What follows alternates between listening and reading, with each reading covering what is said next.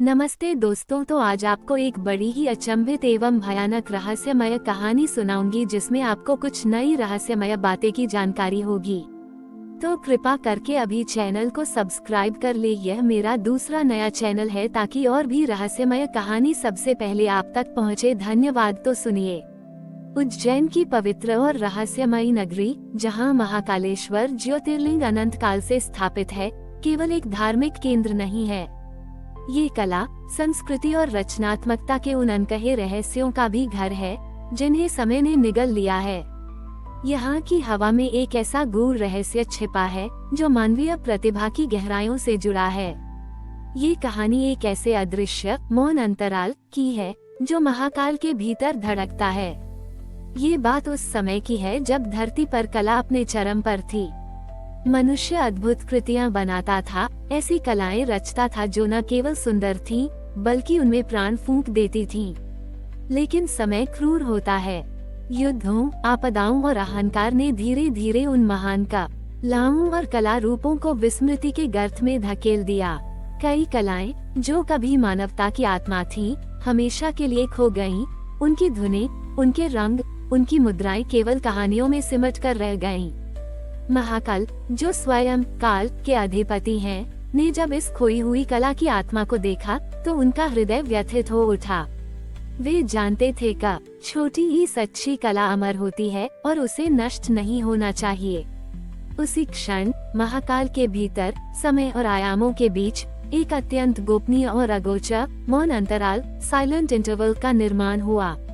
यह कोई भौतिक स्थान नहीं था, बल्कि एक ऐसा शाश्वत आयाम था जहां ब्रह्मांड की सभी लुप्त हो चुकी कलाएं, संगीत, नृत्य, चित्रकला, वास्तुकला, काव्य और यहाँ तक कि गूढ़ शिल्पकलाएं भी अपने मूल और शुद्धतम रूप में संरक्षित थीं। यह एक ऐसा संग्रहालय था जहां कोई आवाज नहीं थी, पर हर कला अपनी पूरी महिमा में मौन होकर जीवित थी। इस मौन अंतराल का एक अदृश्य संग्राहक था जिसे कभी किसी ने देखा नहीं। वह न तो कोई देव था, न मानव, बल्कि स्वयं सौंदर्य और सृजन के संरक्षण की अमूर्त चेतना था। उसका कोई भौतिक रूप नहीं था, पर उसकी उपस्थिति महाकाल के हर कण में महसूस की जा सकती थी। उसका एकमात्र कार्य था इस शाश्वत संग्रहालय को सुरक्षित रखना और यह सुनिश्चित करना कि कोई भी भूली हुई कला को दूषित न कर सके। वह अपनी उपस्थिति को केवल एक सूक्ष्म सौंदर्यबोध के रूप में प्रकट करता था, जो कुंज के पास आने वाले संवेदनशील कलाकारों और प्रेमियों को महसूस होता था। समय बीतता गया और कलयुग में कला केवल मनोरंजन का साधन बन गई। मनुष्य की रचनात्मकता क्षीण होने लगी और नई कलाओं में भी वह गहराई और प्राण नहीं रहे। लेकिन उज्जैन में कुछ कलाकार अजीबोगरीब अनुभवों से गुजरने लगे। उन्हें कभी कभी अचानक कोई पुरानी धुन सुनाई देती थी जिसे उन्होंने कभी सुना नहीं था। चित्रकारों को ऐसे रंग दिखाई देते थे जो अस्तित्व में नहीं थे। नर्तकों को ऐसी मुद्राएं आती थीं जो किसी शैली का हिस्सा नहीं थीं। ये सब मौन अंतराल के अदृश्य संग्राहक का कार्य था, जो कभी कभी कला की एक किरण बाहर भेजता था। एक बार एक अत्यंत अहंकारी और विध्वंसक शासक, जिसका नाम कालासुर था, उज्जैन आया। वह कला और सुंदरता से घृणा करता था। उसका मानना था कि कला कमजोरी का प्रतीक है और वो उसे नष्ट कर देना चाहता था। उसका लक्ष्य महाकाल के भीतर स्थित मौन अंतराल तक पहुंचना और वहां संरक्षित सभी कलाओं को हमेशा के लिए मिटाना था, ताकि पृथ्वी पर केवल उसकी क्रूरता और शक्ति का राज हो। कालासुर ने मंदिर के आसपास अपनी क्रूर साधना शुरू की। उसकी ऊर्जा इतनी प्रबल थी कि उज्जैन से कला और खुशी गायब होने लगी।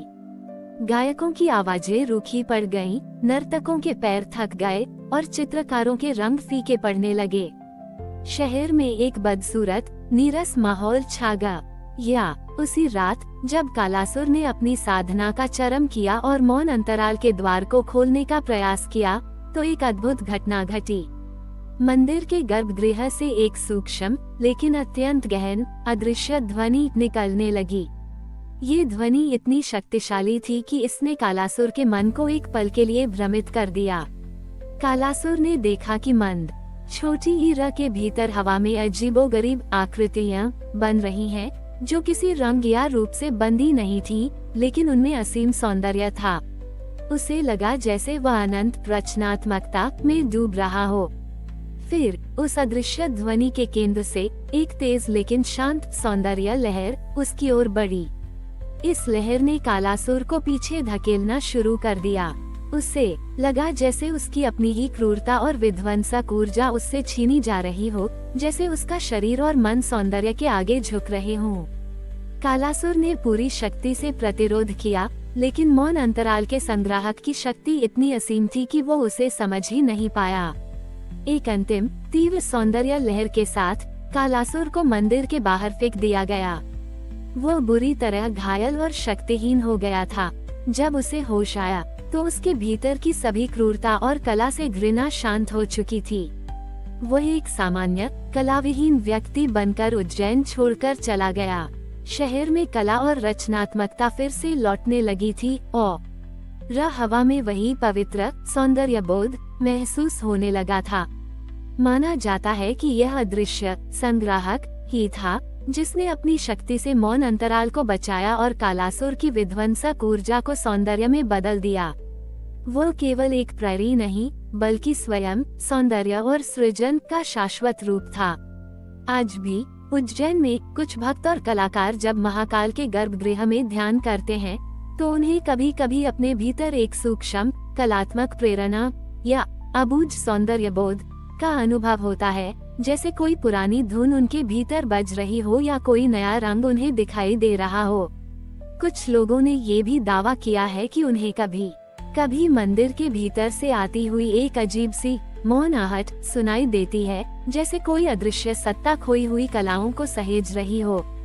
यह माना जाता है कि यह अदृश्य संग्राहक ही है जो आज भी महाकाल की सेवा में लीन है, मौन अंतराल की रक्षा कर रहा है और यह सुनिश्चित कर रहा है कि ब्रह्मांड की सभी कलाएं अनंत काल तक सुरक्षित रहें। ये कहानी हमें सिखाती है कि महाकाल केवल एक देवता नहीं है, वे स्वयं कला, सृजन और सौंदर्य के स्वामी हैं। उनका मौन अंतराल इस बात का प्रमाण है कि सच्ची कला कभी नष्ट नहीं होती, वह केवल समय के पर्दे के पीछे चली जाती है, जिसे केवल शुद्ध हृदय और समर्पित आत्मा ही खोज सकती है। यह एक ऐसा रहस्य है जो उज्जैन की हवा में हमेशा गूंजता रहेगा, भक्तों और कलाकारों को उस असीम शक्ति का एहसास कराता रहेगा जो हमारी समझ से परे है, पर जो हर पल हमें अपनी रचनात्मक जड़ों और अपनी सच्ची पहचान से जोड़े रखती है। आज भी उज्जैन में कुछ भक्त और कलाकार जब महाकाल के गर्भगृह में ध्यान करते हैं, तो उन्हें कभी कभी अपन भीतर एक सूक्ष्म कलात्मक प्रेरणा या अबूझ सौंदर्य बोध का अनुभव होता है, जैसे कोई पुरानी धुन उनके भीतर बज रही हो या कोई नया रंग उन्हें दिखाई दे रहा हो। कुछ लोगों ने ये भी दावा किया है कि उन्हें कभी कभी मंदिर के भीतर से आती हुई एक अजीब सी मौन आहट सुनाई देती है, जैसे कोई अदृश्य सत्ता खोई हुई कलाओं को सहेज रही हो। यह माना जाता है कि यह अदृश्य संग्राहक ही है जो आज भी महाकाल की सेवा में लीन है, मौन अंतराल की रक्षा कर रहा है और यह सुनिश्चित कर रहा है कि ब्रह्मांड की सभी कलाएं अनंत काल तक सुरक्षित रहें। ये कहानी हमें सिखाती है कि महाकाल केवल एक देवता नहीं है, वे स्वयं कला, सृजन और सौंदर्य के स्वामी हैं। उनका मौन अंतराल इस बात का प्रमाण है कि सच्ची कला कभी नष्ट नहीं होती, वह केवल समय के पर्दे के पीछे चली जाती है, जिसे केवल शुद्ध हृदय और समर्पित आत्मा ही खोज सकती है। यह एक ऐसा रहस्य है जो उज्जैन की हवा में हमेशा गूंजता रहेगा, भक्तों और कलाकारों को उस असीम शक्ति का एहसास कराता रहेगा जो हमारी समझ से परे है, पर जो हर पल हमें अपनी रचनात्मक जड़ों और अपनी सच्ची पहचान से जोड़े रखती है।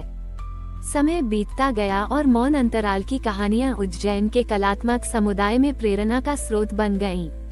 जब भी कोई कलाकार किसी रचनात्मक अवरोध का सामना करता या कोई नया रूप गढ़ने में संघर्ष करता, तो वह महाकाल मंदिर में घंटों बिताता। कई बार उन्हें मंदिर से लौटते ही अचानक एक प्रकाश मिलता था, एक नई धुन, एक नई रंग योजना या नृत्य की एक बिल्कुल नई मुद्रा जो पहले कभी नहीं देखी गई थी। ऐसा लगता था मानो मौन अंतराल का संग्रह कहीं उन्हें भूली हुई कलाओं की एक झलक दिखा रहा हो, उन्हें नई कृतियों के लिए प्रेरित कर रहा हो। हाल ही में एक युवा नृत्यांगना जिसने अपनी सारी ऊर्जा पारंपरिक नृत्य शैलियों को पुनर्जीवित करने में लगा दी थी, उज्जैन आई। वह एक ऐसी प्राचीन नृत्य मुद्रा की खोज कर रही थी जिसका उल्लेख केवल खंडित ग्रंथों में मिलता था। वह महीनों तक मंदिरों और पुस्तकालयों में भटकती रही, लेकिन कोई सफलता नहीं मिली। वह हताश होकर उज्जैन छोड़ना चाहती थी। एक रात, पूर्णिमा की रात थी और मंदिर में विशेष पूजा अर्चना चल रही थी। नृत्यांगना ने गर्भगृह के सामने बैठकर ध्यान करना शुरू किया। जैसे जैसे उसका ध्यान गहराता गया, उसे अपने भीतर एक अजीब सा स्पंदन महसूस हुआ। उसे लगा जैसे उसका शरीर अपने आप ही हिल रहा हो और उसकी बंद आंखों के सामने अजीबोगरीब मुद्राएं बनने लगीं। ये वही मुद्राएं थीं जिनका उल्लेख खंडित ग्रंथों में था, लेकिन वे इतनी तरल और सहज थीं कि उन्हें शब्दों में बयां नहीं किया जा सकता था। उसे लगा जैसे कोई अदृश्य ऊर्जा उसके शरीर में प्रवाहित हो रही हो, उसे उन मुद्राओं को करने के लिए प्रेरित कर रही हो। उसने कभी ऐसी पूर्णता और प्रवाह का अनुभव नहीं किया था। जब वह अनुभव समाप्त हुआ तो नृत्यांगना पसीने से तरबतर थी, लेकिन उसके मन में एक अद्भुत स्पष्टता और प्रेरणा भर चुकी थी। उसने तुरंत उन मुद्राओं को कागज पर उतार लिया और अगली सुबह उनका अभ्यास किया। वह आश्चर्यचकित थी। मुद्राएं इतनी जीवंत और अर्थपूर्ण थीं कि उन्हें देखकर लगता था जैसे वे किसी स्वर्गीय लोक से आई हों। नृत्यांगना ने कभी मौन अंतराल के संग्राहक को देखा नहीं था, लेकिन उसे विश्वास हो गया कि उज्जैन में कोई ऐसी शक्ति है जो लुप्त कलाओं को जीवित रखती है और उन्हें अन योग्य आत्माओं तक पहुंचाती है। उस दिन के बाद से वह महाकाल की परम भक्त बन गई और अपनी नृत्य शैली में इन नई पुरानी मुद्राओं को शामिल किया, जिससे उसकी कला को एक नया आयाम मिला। और इस रहस्यमय मौन अंतराल की सबसे अनूठी बात यह है कि यह केवल उज्जैन या पृथ्वी तक सीमित नहीं है। माना जाता है कि महाकाल का यह मौन अंतराल स्वयं संपूर्ण सृष्टि की कलात्मक चेतना का केंद्र है। हर सितारे की चमक, हर फूल की सुगंध, हर प्राकृतिक ध्वनि और हर जीवित प्राणी के भीतर छिपी रचनात्मकता का उद्गम यहीं से होता है। उज्जैन का महाकाल मंदिर इस विशाल ब्रह्मांडीय कलादीर्घा का केंद्र बिंदु है, वह स्थान जहां से यह शाश्वत सौंदर्य प्रसारित होता है। जब भी आप महाकाल के दर्शन करते हैं तो आप अनजाने में ही उस अदृश्य संग्राहक की ऊर्जा से जुड़ जाते हैं और आपकी अपनी आत्मा भी ब्रह्मांडीय सौंदर्य की लय के साथ तालमेल बिठा लेती है। आज भी जब उज्जैन में कोई नया कलाकार अपने असाधारण कार्य से दुनिया को मंत्रमुग्ध करता है या कोई प्राचीन कला रूप फिर से जीवित हो उठता है, तो लोग आपस में फुसफुसाते हैं, महाकाल के मौन अंतराल ने अपनी एक और कला को उजागर किया है। ये सिर्फ एक कहावत नहीं, बल्कि उस अदृश्य संग्राहक के प्रति उनका गहरा विश्वास है जो महाकाल के चरणों में रहकर ब्रह्मांडीय कला का संतुलन बनाए रखता है। उज्जैन का महाकाल मंदिर इसलिए सिर्फ एक धार्मिक स्थल नहीं, बल्कि कला और रचनात्मकता का एक शाश्वत संग्रहालय है, जहां हर भक्त और कलाकार को यह एहसास होता है कि उसकी प्रतिभा एक बड़े ब्रह्मांडीय सृजन का हिस्सा है, जिसकी रक्षा स्वयं महाकाल और उनके अदृश्य संग्राहक कर रहे हैं। ये कहानी एक अनमोल रहस्य के साथ समाप्त होती है, जो उज्जैन की हर सांस में गूंजता है, ये साबित करते हुए कि सच्ची कला अमर है और हमेशा के लिए महाकाल के मौन अंतराल में जीवित रहेगी। हमारी और भी आध्यात्मिक एवं अनोखी कहानियाँ देखने के लिए हमारे चैनल पर जाएं तथा धार्मिक एवं पौराणिक अनोखी कहानियाँ हमारे चैनल पर है, कृपया जाके देखें तथा हमारे चैनल को सब्सक्राइब करके रखें और वीडियो लाइक जरूर करें। धन्यवाद।